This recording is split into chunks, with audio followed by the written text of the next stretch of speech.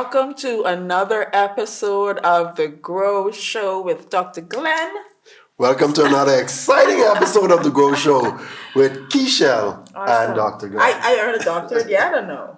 Like we can't say Dr. Glenn and Dr. Keshelle. Anyway. No, we don't want false advertising.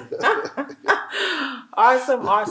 And so, coming off the heels of the last episode, we talked to lifelong learners, and we understood what it is, who they are. We really encouraged 3 things that we wanted them to stop, or people who perhaps want to become lifelong learners. What do we stop? This episode is a continuation of that, and so if you've not watched the last episode, go ahead and watch it or listen to it. And so we're now here talking about what are 3 things that we would love to see lifelong learners start doing. Yes. Or people in general who want to progress, who want to grow. They may not associate with the term lifelong learners as yet, but they want to grow. You want to grow. And so we have 3 great points. And I think point number 1 is a really good continuation. Yes. From the point that we could have talked about forever in the last episode.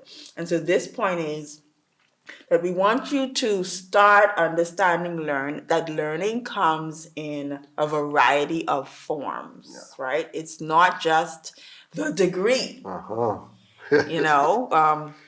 do you want to say to that? Yeah, I think we agree on that point. It's learning just doesn't center around having a formal degree or a formal education. Learning comes in a variety of forms. So you can get a certification, or you can view a video. You can even follow somebody who is an expert in a field. One of the things that I see my brother does, he would go and he would look up videos and look up for the expert in a particular area and learn. So he's not going to go and sit in a classroom. But so for example, he was putting up some cabinet in his apartments. And he actually went on a website that deals with cabinet making just to see how some of the structures are and what are some of the latest technology in cabinet making. Yeah. He's not a cabinet maker. But he is building and he wanted to get knowledge. And so it can come in a variety of different forms. You can read a book. You can read an article. Persons in academia doing a lot of research. You can read a research article or a research piece or thesis, and you can get information. Or you can hire a coach, join a community. I think the message is, again, based on what we talked about in the last episode, there's a skill, and of course there are specialized skills that a degree will allow you to achieve. We're not saying that, but if there is a skill that you want to obtain, don't feel as if you have to go the traditional route. And that's what I guess we call that. That's a traditional route. Yes. And it's so funny. It is so funny that I was updating my LinkedIn profile the other day. And I had someone audit my profile. So that's that document. And, in the audit, she was like, it's okay that you don't have a degree, but remove that piece. And if you don't want to remove that piece, actually, instead of putting the degree, actually list the certifications that you have. And I said to her, I'm like, okay, well, that'll make, because the degree kind of encapsulates just all of your knowledge in one point. If I just listed the certifications, I would have probably been, 10 different slides, right? And so it's really that mindset of find a way that you want to learn. And money buys speed. And so if you want to learn something fast, find someone that can even give you the information in the fastest time possible. And what I also want the audience to understand and to appreciate, that we are speaking from experience. I'm the degreed professional, all right? And you are in the other category, right? Other category of learning in various different forms outside of a degree. So let's put a term for that. I would have seen you got certification. I would have seen you sat under coaches and mentors. I see you read. I see you do research. I see you do these various different forms of learning. All right, and so that's why we can speak so confidently to it, because we are like the yin and the yang. Yeah. And so God have a sense of humor in that He puts the degree professional with the non-degree professional, and we're still successful, separate and together. Yeah. And so the point that we're trying to drive home is that choose the learning platform methodology that works best for you and work it. The key is to get knowledge. Yeah. Right? Yes. And that is it. However you get the knowledge that you can apply, Yes. which is a whole other conversation. Yes. Let me just say it here because I don't think it's a point. Don't get knowledge for the sake of getting knowledge. Get knowledge to apply it so that you can progress, right? Now, yes, you know, there's some things called just random knowledge and you're just learning for learning's sake. But one of the mistakes that I also see is people consuming the knowledge, and there's something called procrastinate. You know, don't just learn and learn and learn and learn and learn and learn and learn and learn, and then what's the result? What's the fruit of that learning? But What's the impact that you're making from the learning? Yes. So learn, but take the actions, because information without execution and implementation makes no sense either. Yeah. So the learning should be driving you towards your goal, towards your purpose, your vision, your mission. It should be impacting your organization, your business, your personal life. The people around you also should be impacted if you're learning. Yeah. Yes. Yeah. And that's all. Let me go on because I got lots of things to say about that. Point number 2. This is what I love. Start exposing yourself to other cultures, other companies, and other countries. This is a big one. I think we live in the Bahamas, and we are very small in terms of size. And it's very easy for us Bahamians, and I know we have people all over the world who watch this show and listen to these episodes, but it's very easy for us to settle or to remain in our circle. And one of the greatest ways that I love to learn is traveling, and people realize or think that traveling to me is just pleasure. It is. It's truly pleasurable for me, but it's also a huge learning experience. Yes. When I said that to my students last week in class, that my wife and I travel, and we don't travel to shop. Right. I come back with one carry-on and a knapsack, and just with clothes and nothing significant to say shopping. They laughed, and I'm like, we get some experience, and sometimes we need to take ourselves out of that box to think, you know, our traveling should only be to Miami to get grocery, to get clothes. How much grocery you think you can use over a period of time? My thing is, get some learning. You can still shop because you can do both, but experience something. Go to a museum, see what's the culture like for that area. And so learning in terms of traveling is another method. And travel to places that that you perhaps haven't even considered. Because I think some of the greatest learnings and the greatest lessons that I've personally gotten, and perhaps us together, came from when we traveled beyond our norm or beyond what we felt was normal, or even safe. Yes. Yeah. Yeah. I mean, we can talk about experiences, but that's we can have a whole travel show. I just gonna say you can turn this episode into a travel show, and we are not doing that. I could talk travel all day. But the point is, be open to other cultures, be open to other countries, because your biggest learning can come from that, you know. And I'll just briefly say this, you know, the opportunity that we talked about this past week came from, in my business, came from being open to other countries and cultures. And that came from just being able to learn and grow and recognize that, wow, you know, our circle is not all there is. Yeah. And then sometimes all it takes is you doing your due diligence and making sure that you're ticking off something, because you don't want to be just careless, and you still want to be safe. You still want to use wisdom. But at the end of the day, a lot of times people can tell you things that could cloud your judgment without any facts. Like somebody said to us, oh, y'all going to the Czech Republic? Don't I go was to about to the bring Czech that up. Republic because what they say? They steal women. They Like steal we women, went to it's Czech Republic and unsafe. that was the most exciting, that was the most fulfilling trip that we had when we were It's in one of Europe. our most favorite You know? locations. Yes. And so when you go to travel, I think the point that you're also making is people going back to people. People could tell you not to do this or not to travel there. I mean, we talk about traveling And to exposing yourself to places. other culture. What's the word that you use? Kazakhstan? Kazakhstan, yeah, that's where I want to go next. He wants to go there, and I'm like, that Istanbul, one is a Turkey, little and all bit that stuff. too. But go to those places, expose yourself, because again, it's tied to learning. You can learn things about those cultures that make you a better individual. And even if you're not going to those places, join communities that exposes you to those to individuals. other persons and other culture, and then you'll see that as human beings we are a lot alike, We're not and even with different. our differences, is not that different. Yeah.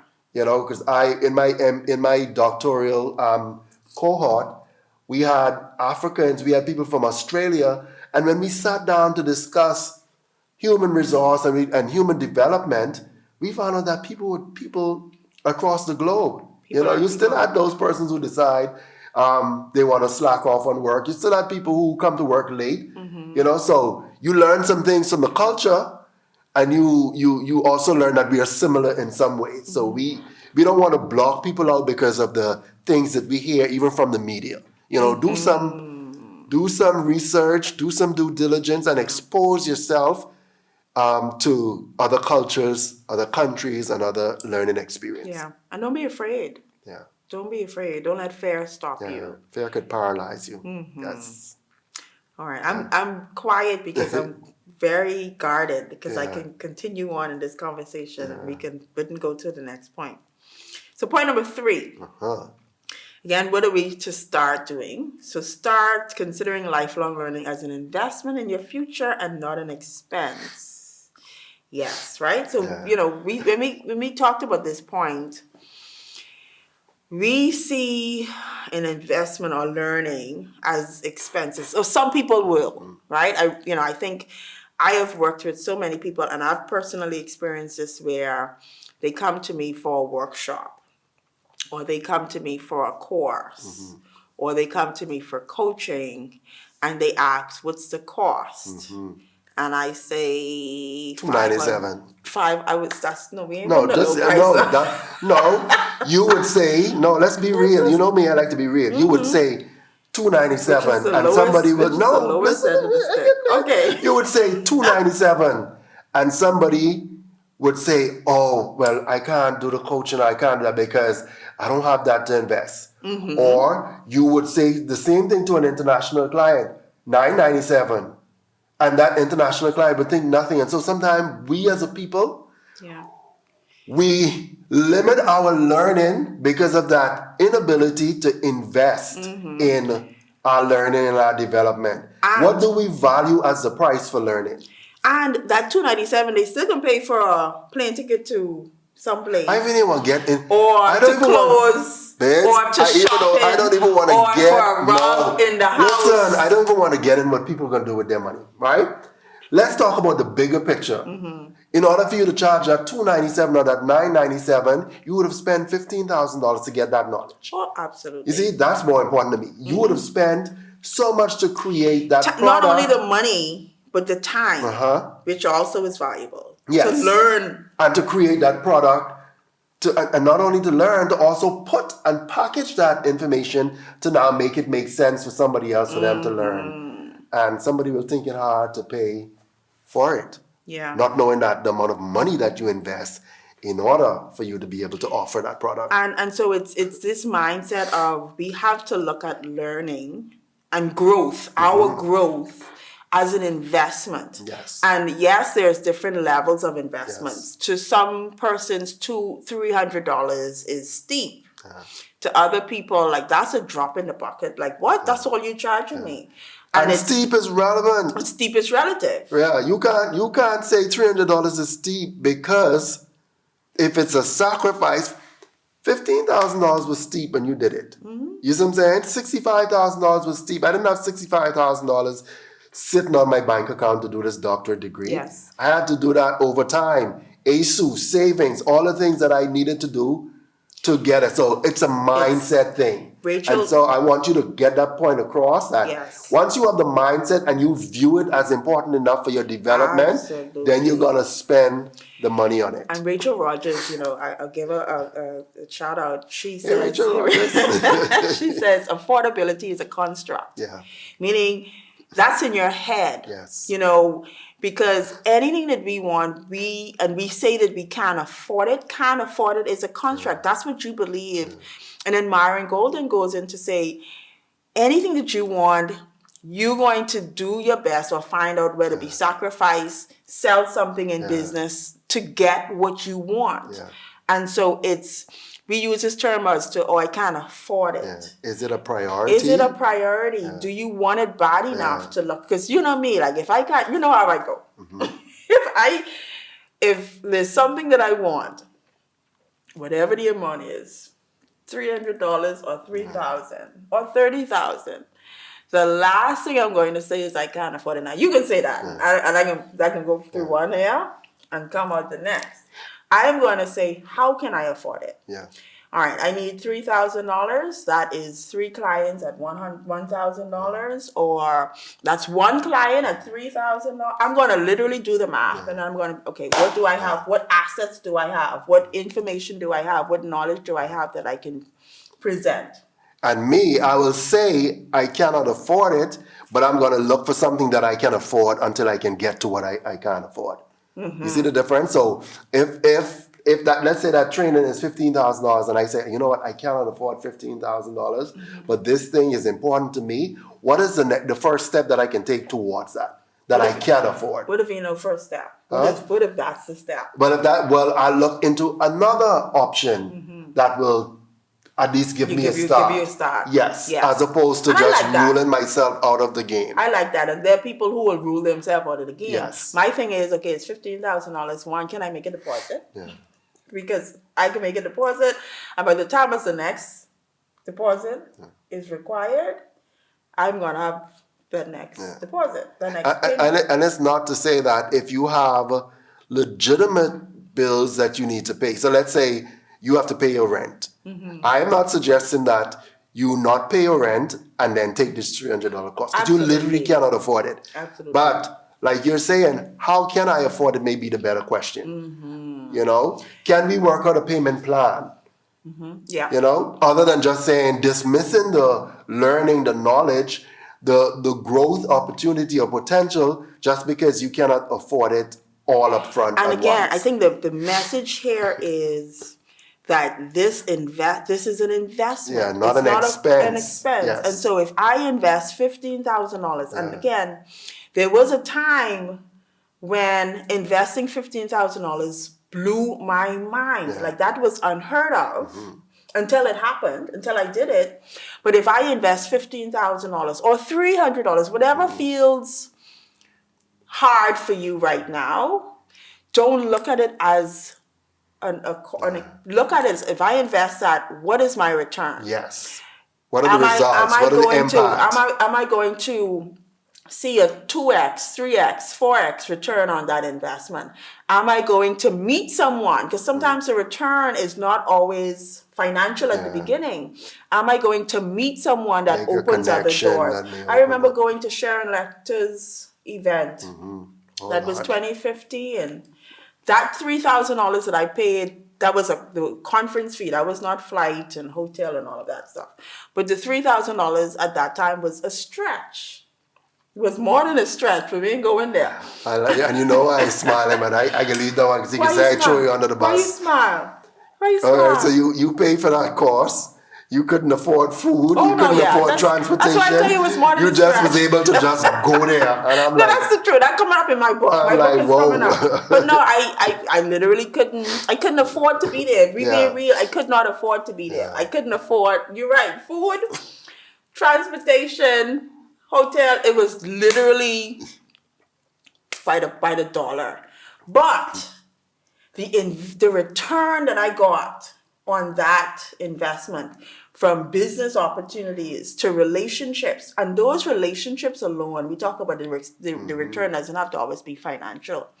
Those relationships alone open so many doors, and still Yes, opening you doors, still have those connections to this day. that if I were to really trace the dollar value from those opportunities, it would far exceed that $3,000 investment. And so we have to take ourselves out of, and I think yesterday Pastor talked about that, Apostle, where Excuse me. we look at what's our current situation. We look at, boy, I don't have it, or boy, I have these kids, or boy, I have this mortgage, or boy, I have all of these things that we look at, but we forget to look at the bigger picture. We forget to look at the faith of, if I take this step to make any investment in my growth, whatever the growth will lead to, what is the bigger picture? What is that return? And we don't look at that enough, I believe. And then sometimes we need to take money out of the picture, because it doesn't always have to be money. You may not always need money. Are you willing to take the time to sit down and follow somebody who is going to give you that knowledge? Are you going to take the time and view a documentary? Or are you going to see, sometimes it's time that you need to get the knowledge, and not necessarily money, because some things you can get free. You know, it's gonna take you so far, because you're still gonna need to invest to get to a next level. But just to start mindset, you may need to say, you know what, who do I need to follow? I may just need to buy a book. I remember when you first started out, you bought the book from Rachel Rogers. Now you are actually working with this multi-million-dollar lady, just from purchasing a book and seeing her principles. Yeah. You know what I'm saying? Yeah, and I remember the times when I did not have the money to invest in Sharon Lepton. Yeah. This is after that first investment, but I traveled to study under her. And so I like that point around, it's the time. It's the what is, if you don't, whatever feels hard financially, are you willing to invest the time and the effort? And that may be your first step, but don't rule yourself out. Or even ask the question. Come and say, hey, you know what? I don't have that right now. Is there anything that I can do to learn from you? Ask. Or can I study you or mentor you? Can I volunteer my services for free? Can I offer my time? Just give up something. Yeah. Can I come and do some work around your office pro bono just so I can learn? It's so many different ways. And so I think that's a good point to end. Yeah, on a positive note. Yeah, the time is gone. The time has expired. And it was such a pleasure talking to you. And as you can see, we're passionate about this because this is what we do. This is what we live. Yeah. And we're passionate about it because growth is critical if you really want to live the lifestyle that you want, if you want to fulfill your purpose, if you want to be able to be more, do more, have more, you have to grow. And even, I can put this plug in there for us married people, even just the fact that you're growing separately, it affects the relationship. Because then when it's together, you tend to do more. And even when you're having the tough times, just because we are growth oriented, and I share a real experience. Last week we had a disagreement, we had a fallout. And one of the things you say to me, Base, we can't continue like this because we're teaching people to communicate in a certain way. And so that stood with me. Like, okay, we're talking about growth and teaching people, we have to practice the principles. And so even in your relationship, married people, when you have a growth mindset, it causes you not to be apart for long, or when the friction and the difficult time comes, because you're growth oriented and you have that mind to progress. You want to progress past the difficult stage so you can get back on track. And let me just, I know we're out of time, but let me just add to that point. I had two choices when we had our disagreement. Yes. I could have decided to sulk and say, Glenn making me mad. I don't want to be bothered. Or I could have, but what I did was I found a YouTube video. And the resources. I literally found and we was hot with each other, y'all. We was like pissy hot. And this was just last week. Like dead hot. Ain't talking to each other. And passing each other. And ain't want to acknowledge each other. And this lady just gone to And I resource. literally found a book. Two things I found. I found a YouTube video, and then someone recommended a book that you followed my on social media. I shared the book, and I listened to that book for 3 hours. Yes. The time that we talk 3 about. hours. And then that led me to a YouTube video. And by the time as I was done, I had the insight and the knowledge to at least progress and have the conversation. Yes. And I said to Glenn, I could have chose to stick with my feelings, Yeah. or I could have chosen to grow. And I chose to grow. And now we're still here together. That's what we do. All right, that's Stay tuned, everybody. That's the after show. Thank you. Thank you so much again for tuning in. Have a wonderful day. See you We're next time. out.